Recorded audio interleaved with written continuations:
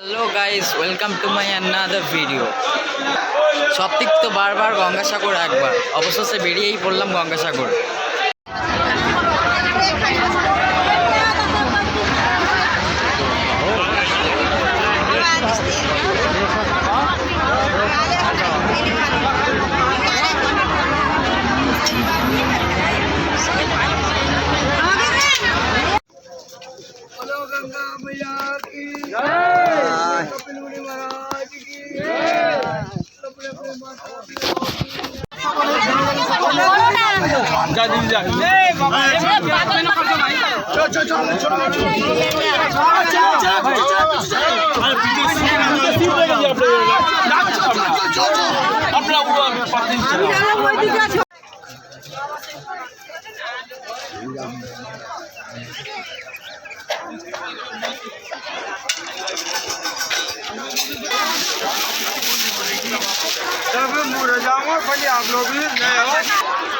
মাটিয়া থেকে এসছেন সুভাষিনী দেবী।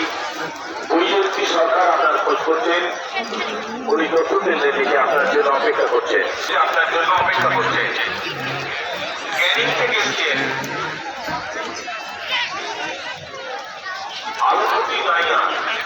ক্যানিং থেকে এসছেন আলোপতি नाइया। कितना रुपया है भाई?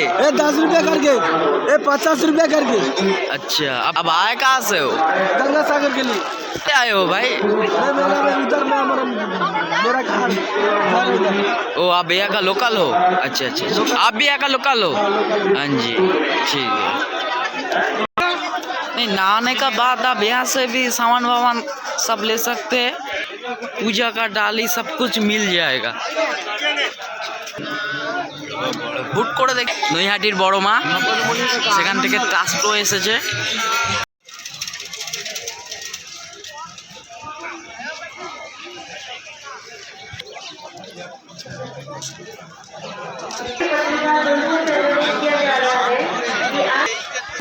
অবশেষে প্রতীক্ষার পর দর্শন পেলাম কপিলমণি মন্দিরের। সকালবেলা দেখতেই পাচ্ছ কত লোক পুজো দিতে যাচ্ছে ডালা নিয়ে, স্নান ফান করে। জানি না, শুনছিলাম 9টার পরে হয়তো মন্দির খুলবে, কিন্তু এরা তো সকাল থেকেই দেখি যাচ্ছে। कहाँ से आ रहे हैं आप? रुकिए ज़रा, रुकिए, इधर बोलिए, कुछ बोलिए। कहाँ से आ रहे हैं आप? झारखंड से। सफ़र कैसा था चाची? सफ़र कैसा था आपका? अच्छा है। तो दिक्कत नहीं हुआ क्या वो सियालदा से आने के लिए? कुछ नहीं, सब कुछ ठीक बा?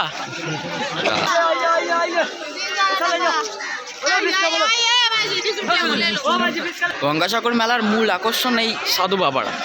এরা না থাকলে এই মেলা পুরো অসম্পূর্ণ, মেলাটাই পুরো অসম্পূর্ণ। এত দূর থেকে আসার কারণ প্রথমত কপিলমণি দেবের আশ্রম দেখা, দ্বিতীয়ত এই সাধু বাবা। এখানে নাকি শুনেছি হিমালয়ের অনেক দূর দূর থেকে সাধু বাবারা আসে।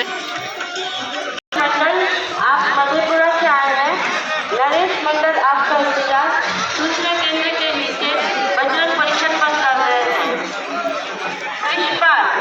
विश्वपाल आप अमेठी से आए हैं कर रही हैं। बजरंग परिषद सूचना केंद्र 2 नंबर के रास्ते पर है।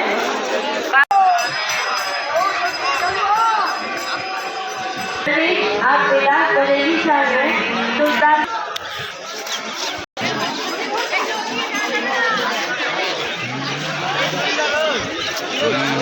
गोरगुड़ो